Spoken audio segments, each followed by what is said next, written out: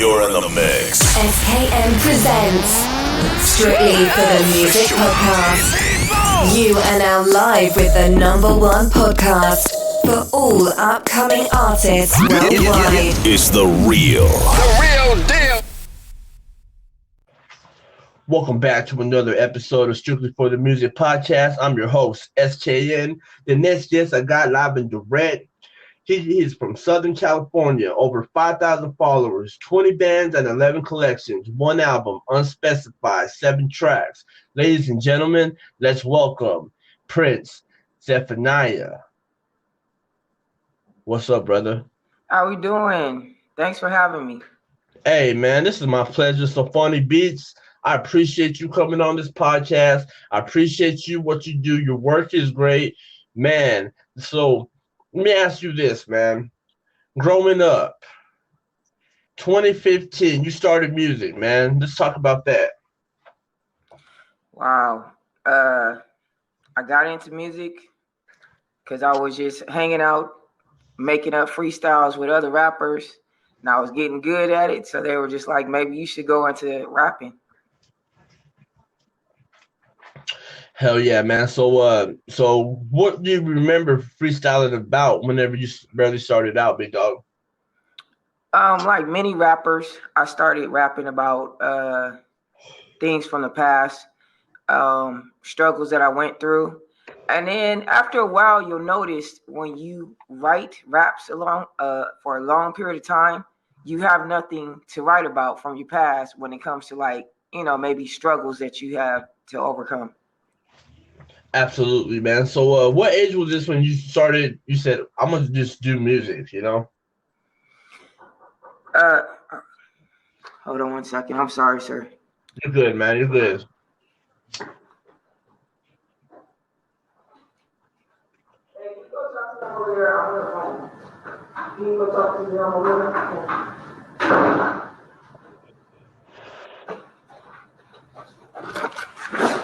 I apologize about that. I had to get up. Somebody was banging on the door. You're good. When I first started doing music, I started taking it seriously in my 30s. But I originally started rapping at the age of 12. Oh yeah, that's what's up, man. So you have a couple of years under your belt, man. So you've been making music. So what were you doing before Bandlab, man? Because I want to get into the Bandlab a little bit later on. I just right now just trying to do a little backstory on you so that people can get a feel for you, dog. And we'll go from there, all right? Okay. Believe it or not, I was a manager at $1 billion corporation because of some legal issues. Not in a negative tone, but it's still legal issues. I'm not at liberty to discuss the actual name, but it was basically dealing in the hospital field, and we had parted ways. And next year, I know I go back into music. All right, man. So with the Sofoni Beats, man, tell us a little bit how you discovered Sofoni Beats, man. Sofoni Beats came about because I am an androgynous rapper. That's what my brand is. And it's a unisex name. So in Haitian, it means Zephaniah.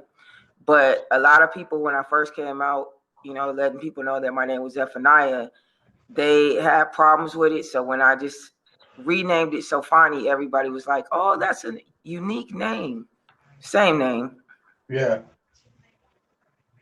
All right, man. So have you done any live performances or have you shot any music videos? Like, what's going on with you right now, big dog? Recently, I used to do open mics. I'm currently waiting on a huge momentum in my life where I apply for a gig to do some of the songs that are going to be played in the 2020 election, which that right there should level up my career. And there's some gigs that I'm going to be waiting to see if I land for Gig More. And these are the live streams. And these are performing in front of an audience of 50 to 100,000 people. And outside of that, I've had some magazine articles in Pose Productions, Also, I've done some things in Scope magazine, etc. All right, man. So what was the feeling like whenever you got a call saying, "Hey, they want you to perform for the election, man"? What were you going through right there, man? Right now, I haven't gotten it confirmed, but a couple people have heard my songs that I did. I actually was on my Bandlab page. I actually was kind of surprised. One day, I'm looking up and I see Trump's daughter on one of my pages. I'm like, oh my goodness, did I do something wrong? And she just happened to hear one of the raps that I did, so I decided to go ahead and just pitch the song to see if they want to play it. Okay. So Prince Zephaniah, man, what does Zephaniah mean to you, bro? Well, because I have a strong faith in the Lord, it is a name that I can say was given to me through the Holy Spirit. I'm a prophet, so you will notice if you listen to some of my songs, I am a prophetic writer. Not all of them are prophecies, but many of the songs that I have written, those prophecies come true like maybe 2-3 years later. So Zephaniah was a prophet in the Bible. Okay. Yeah, that's what I was looking up, man, because I actually did research on your name to see what it meant, you know. So I got a little backstory on it, but that's what's up, man. So describe your music to us, man. What can we expect from you? Well, I try to write music that you can either party to or you're gonna think about. So you could say I'm between that mumble rap and progressive rap. All right, man. So your sound, man. How did you come up with the sound that you are bringing to the table for everyone that's listening right now that haven't heard your music? Let them know, man. My secret to my unique sound is I try not to listen to the radio. When I am developing a song or a album, I just go into a different zone, and then after I let out, after I release the album, then I go listen to the radio. And sometimes my sound is far ahead. Sometimes I'm right in sync. But of course, I listen to trap music, so it's not like I don't know what trap music sounds like. But I just always want to be different. Yeah, man. That's what's up. So unspecified, man. The album. Give us a little bit detail about it, man. Unspecified came about because one day I was dealing with some questions that different news reporters were asking me. And naturally, when you first start out, you really don't want to tell everybody your life story. But first of all, a lot of them noticed that I look like the Jackson family. So that was one of the ones that I had admitted. And so you'll notice that I actually paid homage to my late father, Nate Brown, who was married to Rebe Jackson. So that's where Nate came about. I didn't go to his funeral.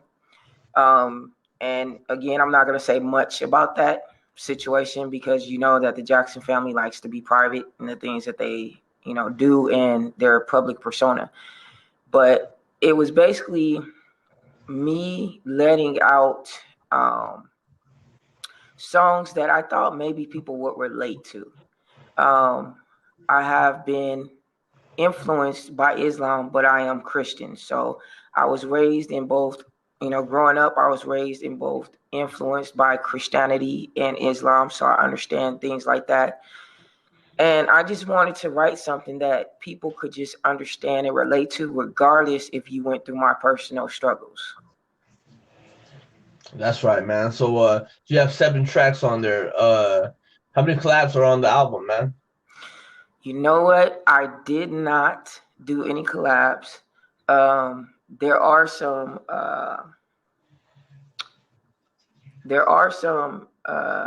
things like, for instance, Invisible Footprints. That was inspired by Princess Haya of Dubai. And that was something that I came about when, if you're not familiar, she and Sheikh Mohammed had got divorced. And so that was something that I had created. Now there is a beat on there. Every beat except this one beat, and this is from Mac Cash. I don't know if you're familiar with him. He's a Bandlab rapper also. He actually allowed me to use the beat, and that's track number 6, Spotify and Side Hug. And I know you understand Netflix and chill, right? So that was a play on words. All right, man. That's what's up. So 20 bands, man. How did you develop this career where you just have so many bands you're affiliated with that artists show you love and support your music, man? How's that make you feel? It makes me feel very good. Believe it or not, when I first came into the rap game, I was not trying to make beats. But like most artists, I couldn't afford beats. So I started creating my own beats, and Bandlab was one of the first applications that I was using. And I just had a couple of the followers say, I was good at making beats. So a lot of the people who asked me to be part of their bands, they really like my beats, and that's why I'm associated with them. And I always love to help other artists out with beats. Oh yeah, that's what's up. So what are the main bands that you're affiliated in? Can you give us a little detail? The main one is, of course, my own. It's called River Bottom Mafia. And I actually recently changed River Bottom Mafia into River Bottom Entertainment. And my goal is to really get all of these entertainers who are serious about taking their careers to a next level, mainstream coverage, or at least, popular as an independent artist. So this year I'm working on trying to get them magazine coverage, media, and I'm trying to do the tour. But since quarantine is happening, it's really hard to find places where you could tour. So I'm probably, going to go to plan B, where it's live streams, but 2020 is a year. Okay, man, that's what's up. So when can we expect the first live stream, big dog? I'm actually hoping that the first live stream I will do will be in the end of July. The first one is supposed to be July 29th, I believe. And that is going to be the Gigmore one. And I will know sometime either the end of this week or the beginning of next week if I have been chosen. Man, that's what's up, man. So you got 11 collections in your band, man. Let's talk about it. Alrighty. Which one you want to talk about? Let's talk about every one of them, from the first one to the last one. The first one, well, I should say the first 3. Beat Ninjas, The Slap Station, and Stargazy. Stargazy was the one who challenged me with my lyrics. I had good lyrics, but Stargazy, first of all, he takes it to a whole deeper level. So that's where I was able to develop more of my my deep lyrics as far as progressive rap. Slap Station, they were able to help me as far as branding. They have a lot of good producers and writers. So, the only thing that they can, the only thing they could teach me, because, they're still above my level, is that, they were just like, if you want it, you got to put in 1,000 hours. So they were just like, this is what you need to do. You need to brand yourself. You need to write every day. You need to produce every day. Whatever your niche is, make sure you put in 1,000 hours. For Beat Ninjas, this was the first group that I was actually going to get signed. And the reason why I didn't get signed is because I thought it was a great group. Don't get me wrong. They still support my music. But at this stage in the game, because I know a lot more about the music business than I did when I first started, I just wasn't happy with the way the contract was. And I didn't want to come off like I'm desperate to get signed. So I was just like, once I get a better offer, I let them know that I would let them represent me, because they know the manager part of it. And I was like, you can help get, a portion of the contract if I get signed because you have been there from the beginning, Yeah, and man. And of course, John Trail and We the Best Music. With those, they always allow me to, promote my music. John Trail gives me a lot of advice, so he's good at advising you. With Stars, Underground Kings, Rise, H Beats Production, Peace Ever Peace, and Barburn Beats team, they are the ones who are like, man, you got to step it up. You got to step it up because, I was putting my stuff on Bandlab, but they're just like, you have too many radio ready hits. Put them out, put them out, put them out. So I thank everybody for helping me.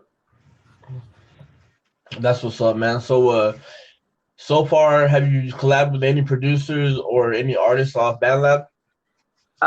Right now, I'm working on some things with Anno Domini Nation, and this is a producer. He's a Grammy winning award producer who has produced beats for people like Method Man, Trippie Redd, 50 Cent. I mean, the list goes on. And, I would not have been able to even hook up with him as a mentor if it wasn't for Bandlab. So I do appreciate them. Man, how does it make you feel to work with someone like that, man? Wow, it just shows me that the bands that I'm associated with, when they explain you needed to put your 1,000 hours in, what the end results could be. Because I've gone through and I said, like, my beats, I was like, man, I've done over 1,000 hours. And as soon as I said that, I get an email from Anno Domini Nation and Legion Beats. They both coincidentally work together. And I sat down in meetings.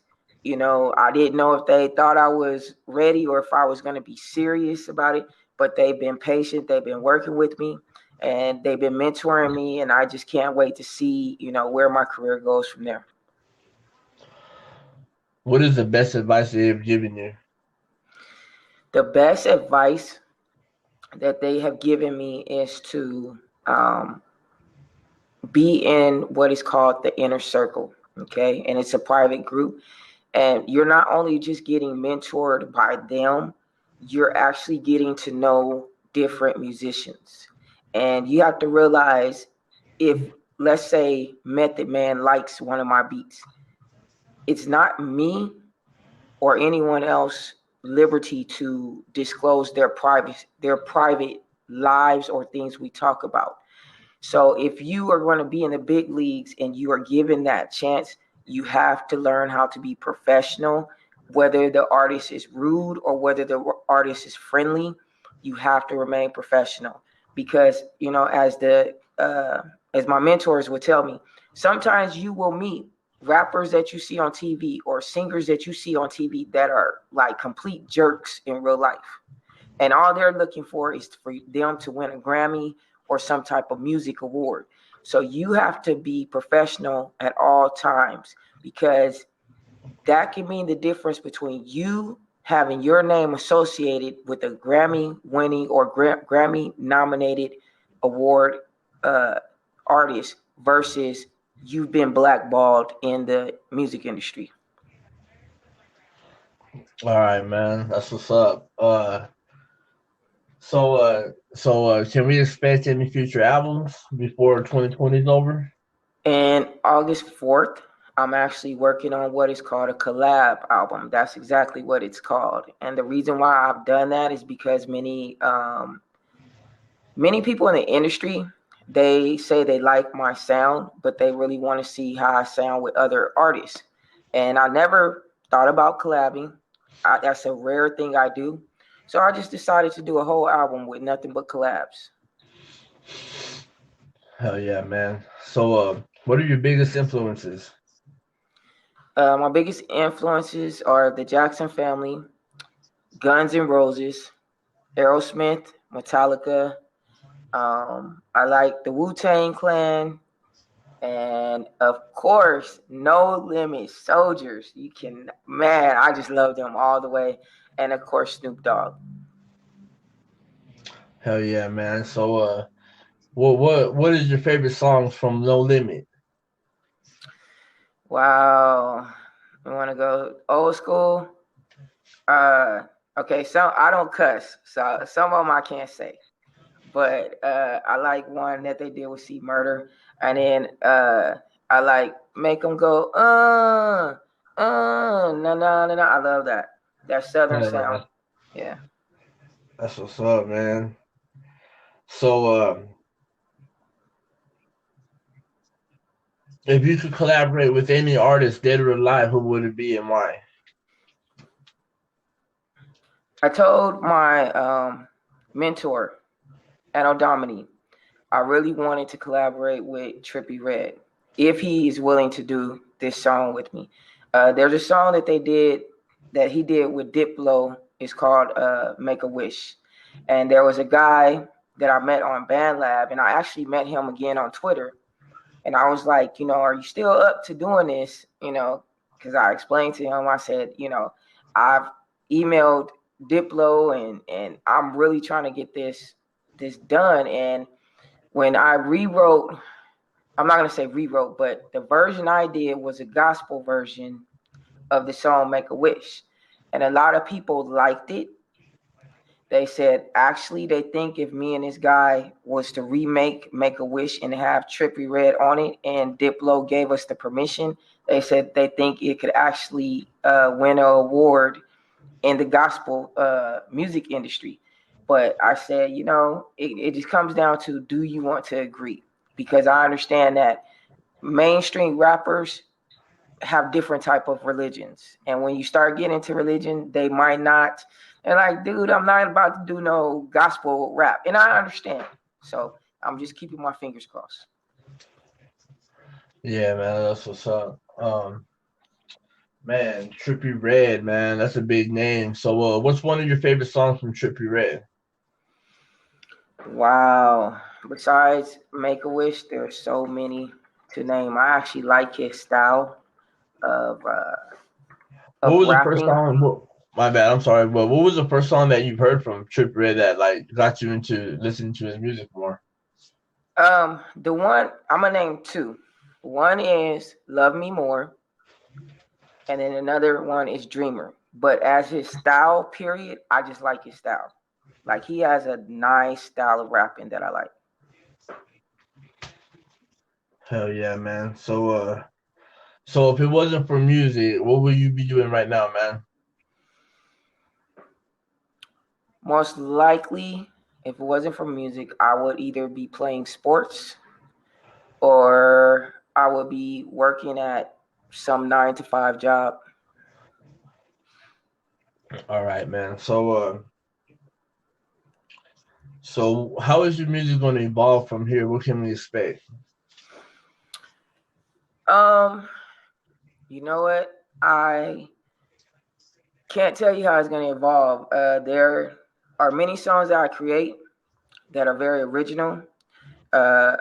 When I had auditioned for Rock Nation, and some of the producers for Platinum Producer and Rock Nation noticed some of my beats that I made. They were original, and they were just like, your sounds, they were like, I could just see this still being good 5 years from now.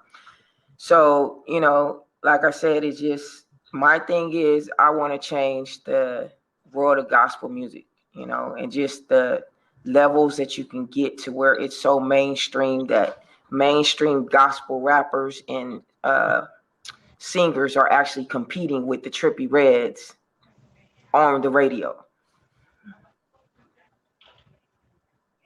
What inspired you to do gospel music, man? It was my strong faith for the Lord, and I just, decided to take a message that I felt young adults needed to hear. And because the stuff that I rap about, the gospel music scene right now, they say sometimes my stuff could be far left and sometimes it's right on. So, recently when I talked to my mentors, I said, I'm going to be like Chance the Rapper. I said, that's the best label that I can say, or like Neff, where, I'm not going to no longer be identified as a gospel rapper, but I'm going to be identified as a Christian who entertains. That's right. So, who's your favorite gospel singers? Wow. Erica Campbell, definitely. I also liked Trinity 357 growing up. Kirk Franklin when it comes to rap, Lecrae, NF, Andy Mineo, Rustlin, KD, the list goes on. All right, man. So do you have a YouTube channel? Yes, I do. They can find me on YouTube under Sofoni Beats. Just type in Sofoni Beats, I'll come up. All right. So, do you have any music videos on there? Oh, I have plenty of music videos. And plenty more coming. One should be released later on today at noon. All right, man. So, you got any final words you want to say? Any special shout outs? The most encouraging thing that I can say is when the industry looks at me, I look young for my age. And I am a person who I'm over 40, but I have proven to many people that I am still marketable. And I don't lie about my age, even though a lot of my young adult followers wish I would, so I can get a big label company to back me up. But I say, you know what? In these days and times, you can get very far as an independent rapper. I have gotten my songs on mainstream radio stations without a big label backing me up. So if you're willing to do it, put in your 1,000 hours. That's right, man. That's right. So you got to put 1,000 hours into anything you do, man. And let me ask you something else. What is the best advice you could give any upcoming artist that's coming up in the music, man? Listen to advice veterans in the game give you. All right, man. So you got any special shout outs you want to give before we cut this? Shout out to the Jackson family. Shout out to the Williams family. Shout out to the Gonzalez family and the Santos family and St. Michael's Episcopal Ministry. Thank you very much. All right, big dog. So make sure you plug in your social media outlets so everybody that's hearing this right now can go find you and follow you, stream your music, and your Bandlab. Make sure you plug in your Bandlab so they can hit you up and get a feature maybe. Yeah, you can find me under Prince Zephaniah Gordon on Bandlab, and I'm on Spotify, I'm on Twitter, I'm on Instagram, and YouTube under Sofoni Beats. All right, there you have it, ladies and gentlemen. Sofoni Beats. Thank you for tuning in. Strictly for the Music Podcast. Hi, this is Sofoni Beats. Let you know I'm here for Strictly for the Music.